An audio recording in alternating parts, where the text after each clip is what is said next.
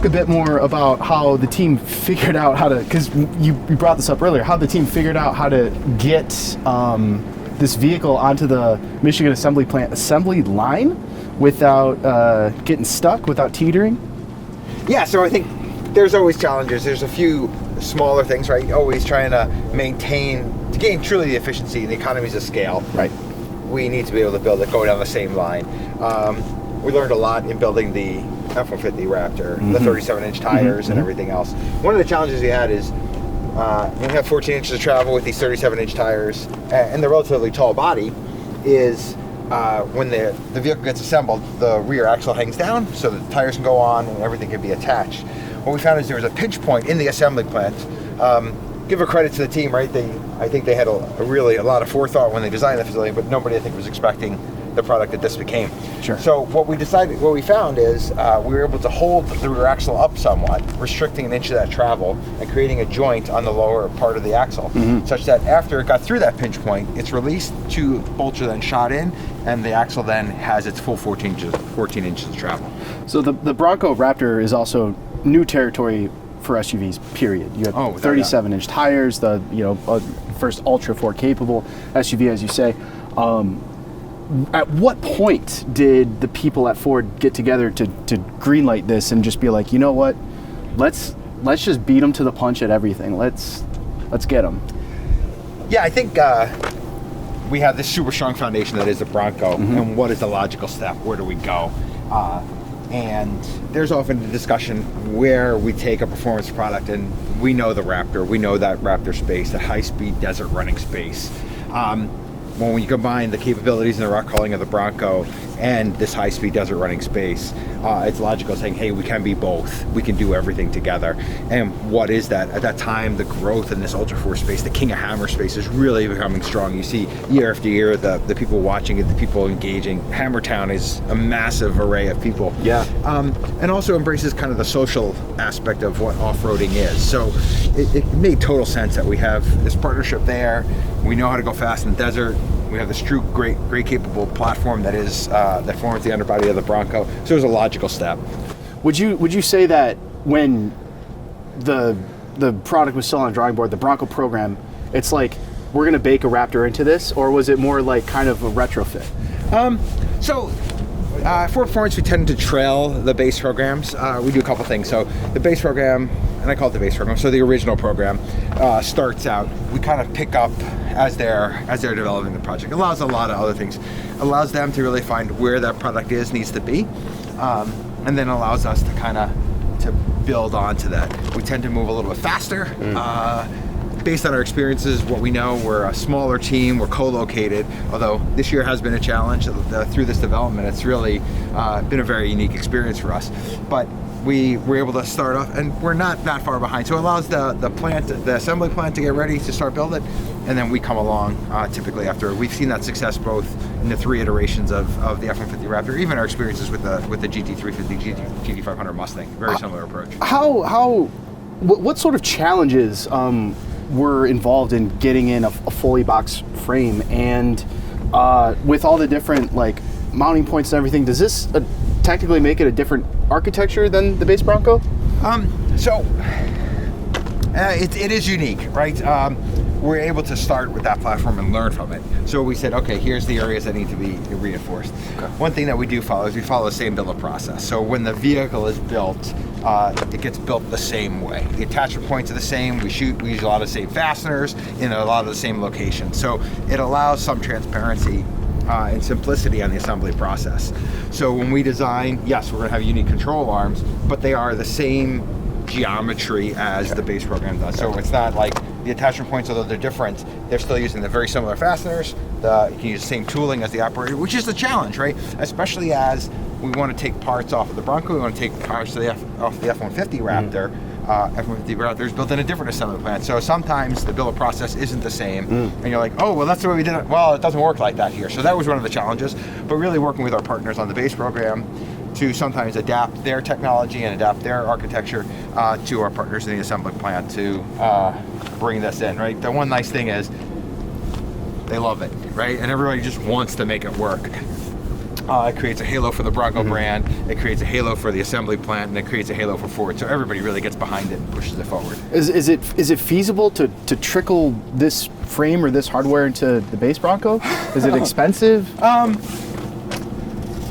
It's different, right? Okay. So unfortunately, or fortunately, these changes are really custom to what this product is. We have these long, right? We have the long shocks that require the reinforcement. You can't really bring in one without the other. They kind of need to work together. Okay. You get the track width increase because of the longer control arms. You get the travel because of the control arms and the track width increase. So they're kind of built together, and they're required to really make this work as a system. Okay. And that goes for the box frame as well? Yeah, so I think a lot of the frame, as needed, we will iterate, we'll learn, we'll get better. We like to say that the F-150 Raptor that we see here is the third generation. We can take a lot of those applying in. This is really the first generation for us, but we kind of cheated along the way because we have all these other that learnings. background, and we have just a great starting point from an off-road capable Bronco. Okay. And as we've learned, we'll pass that on, and I can see future iterations of both the Bronco and the Bronco Raptor kind of building on this strong foundation. Okay. And this shares brakes with the Bronco Raptor or F-150 Raptor. Yeah, so F-150 Raptor. So as we've gone into this, we said, okay, we need a little more capability because we're going faster. We have bigger loads.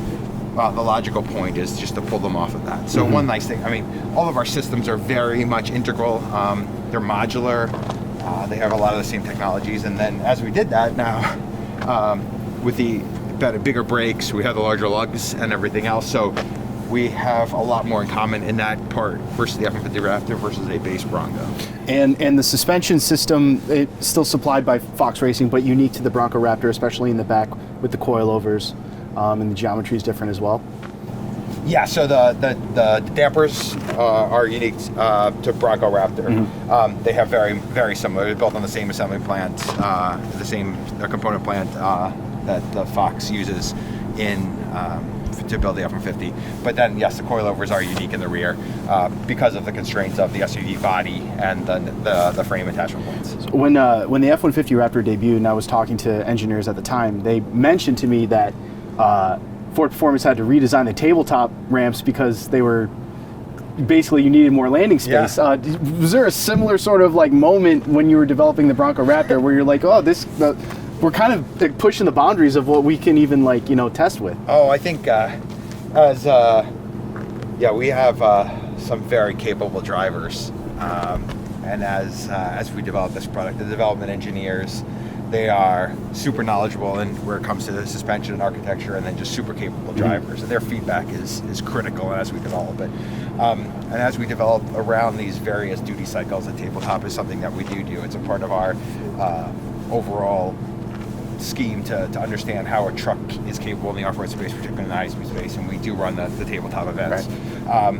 And we run what we call our desert durability loop, so a loop that we have that replicates the Baja 1000.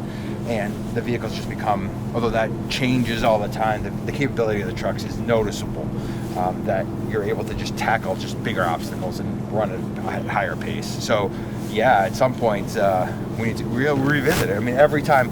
And the greatest challenge I think we have is we challenge ourselves just to push the truck further.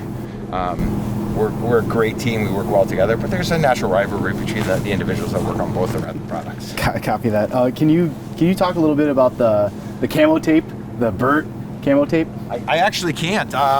Okay. It's kind of there. I don't really pay much attention to it. All right. Can we talk a bit about like the off-road preparation that goes into vehicles like this? So, a common thing is to air down the tires, and when you got to air down the tires, you got to re-air the tires. Yeah. Was there any look at an integrated pneumatic system for a vehicle like this? If not, why not? And otherwise, is it still on the table? Yeah, I can't say that we have looked at that. I know a lot of customers take that. We do air down. We run also at full pressure because we know the customer is going to do that. So we have to make sure our systems are capable both at the full placard, if you will, as well as a recommended off-road pressures. Similarly, Pro Power onboard that's on the F-150 Raptor. Yeah. Is this a capable? Is this possible? I haven't considered that. I don't know, to be honest. We have not looked at that. Okay. And then final question: how much in common does the Bronco Raptor frame and chassis have with the Ranger that's coming out in Australia right now? Again, a lot of similar architectural points. I think the Raptor is unique, and I don't know how that trickles back. The Bronco Raptor, how that trickles back to the team. Again, we kind of built off. There's probably a lot more conversations with the Bronco and the Ranger team, and then we're going back only to the base Bronco. Can we talk about the engine? We can talk about the engine. Okay. So 3-liter. It's a bigger engine than standard. Yeah. It's in 2 vehicles, I think. Two Ford Motor Company vehicles right now. Why? Yeah. Well, okay, so why the 3-liter and not the 3.5 that's in the F-150 Raptor? So again, we said, as we talked about earlier, right, the truck has to go down the same assembly line. We want to follow the same build process and follow this platform approach. Okay. The 2.7 is a part of the Nano family, and the 3-liter is the upgrade to it. So that allows. And it's not built, and then that's not in. It's not in the assembly plant with the 3.5. Okay. So the 3.5 is a different technology, a different power pack. So this was the most capable in the Nano. We've also then made some upgrades unique to the Raptor, the Bronco Raptor, allowing us to follow that same build process, that same platform, same control strategy, and just be efficient in that arena. Cooling upgrades or anything like that based on what we see in like Explorer ST or Aviator or anything like that? So we have a trans oil cooler. We have unique seals and cooling strategy for the Bronco Raptor over the base truck. We also, because the fascia is unique, we have the grill is unique. We have more airflow, and then how we manage that air inside the truck. And then, more importantly, I think is the losses the restrictions that we remove from the airflow within the induction system of the engine. We're just 50% more efficient than a base 2.7, so we're able to flow a lot more air through that system and take advantage of the higher power. Was there any motorsports validation with the 3-liter? Did you like kind of subtly put it in a Bronco 44 or 4600 and go off to the races with it? No, we have not, although we have, it's a very robust engine from the other application, so it's well proven in that space. And then through our development cycle, it's always been a part of this program. There was never another powertrain considered for it. Okay. So that our development cycle throughout, the years of development has always had the 3-liter, and it's continually pushed further and further. Okay. So, while there's opportunity there, we feel like the validation that we put these trucks through our extensive desert driving, rock crawling, and our structural durability and powertrain durability events really have quantified the benefit of this powertrain. Okay. And just to kind of put it on ice, it's safe to say that there's no street legal Bronco V8 that can happen. Yeah, we have a 3-liter in the Bronco Raptor. That's really all I know about. Okay. What was the other thing? Oh yeah. So last question. Ultra 4 proven. Is there any inspired? Excuse me. Is there any parts from any of the Bronco race trucks that trickled into the Raptor? I think there's a mutual part, right? So our development cycle is just so much longer than that of a race truck, right? Because we need to be able to prove it, meet all the homologation requirements as well as the assembly process. So as we've gone through this, a lot of parts have been shared, in and out, axles, drivetrain, things like that have transitioned in and out of the various race trucks. Things like the transmission has been in all the Broncos that's run, and it's been validated in that case. The axles, with the same axle as the Bronco DR. So there is that tie-in, but again, right, so we've done a lot of that validation early. They've taken it, we'll just say we did the early validation, they've taken it and proven it, and then we've now bring it to production. Awesome. So it's definitely a mutual relationship. Thank you for answering all the questions. That was awesome, very insightful. Cool.